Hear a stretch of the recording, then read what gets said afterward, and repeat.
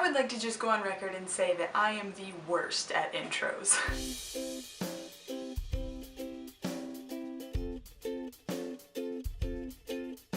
So Jess, your last episode was fantastic. I have absolutely no right in the world to be jealous, but I am kind of jealous that you got to go to Oxford. Oxford just is one of those quintessential England towns. I'm pretty sure that when I first came to visit you, we had it on our list of, possible places we were gonna go visit. But it was just one of those places we just could never get to. I guess just London and Edinburgh and Israel just took up all of our time. How rude. In your last video, you confessed to me that whenever you sit down to read a book, you feel guilty? Jess, my child, reading is one of the great pleasures and adventures of life.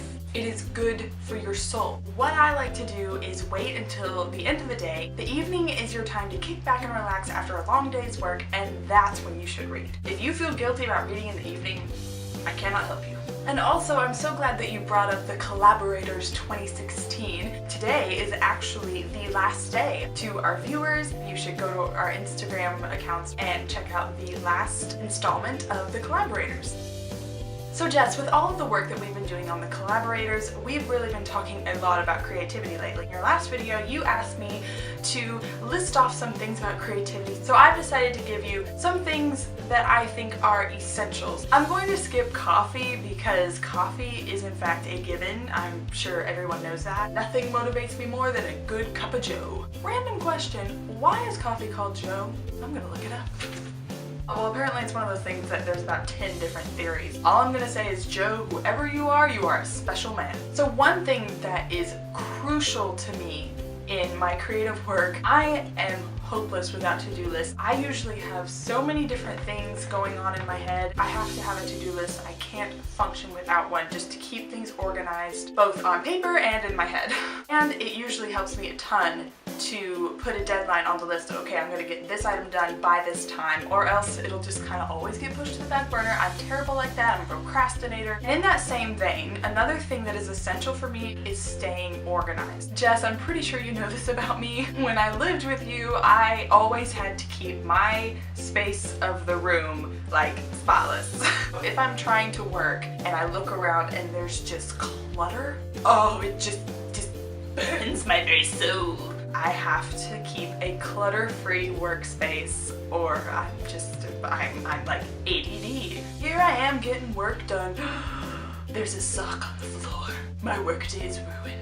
Another thing that is essential for me is that, every creative goes through phases. You just kind of get burnt out on whatever you're working on. So something that is essential for me when I'm feeling especially low about my work, I just gotta shake things up a little bit. I challenge myself to just try something new, try a different angle on something, photograph a different way. Trying something new just for the heck of it just gets my creative juices flowing and starts getting me thinking on what I can do to my existing projects to make them better. And of course, when I'm feeling burnt out, turning to my creative community is like almost an instant reaction. Creative communities are the best ever. If you want ideas, if you need inspiration, go consult some of your creative friends, bounce some ideas off of them. I've gotten so many good ideas from that. And something that is kind of in the same vein of, shaking things up is variety. I can't just focus on one thing. I want to try all kinds of things. Even when I need a break from one thing, like, oh my gosh, I've been editing pictures for 5 hours. What I would turn to, be it writing or,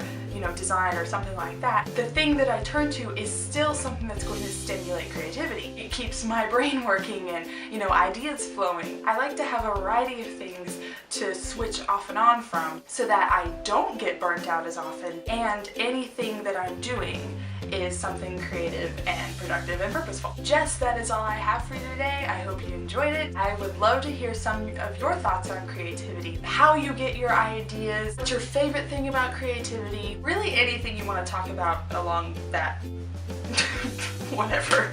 Viewers, I really hope you enjoyed this video. I would love to connect with you over social media. Both mine and Jess's Instagram and blog addresses are in the description. Comment below with your social media profiles or links to where I can find you.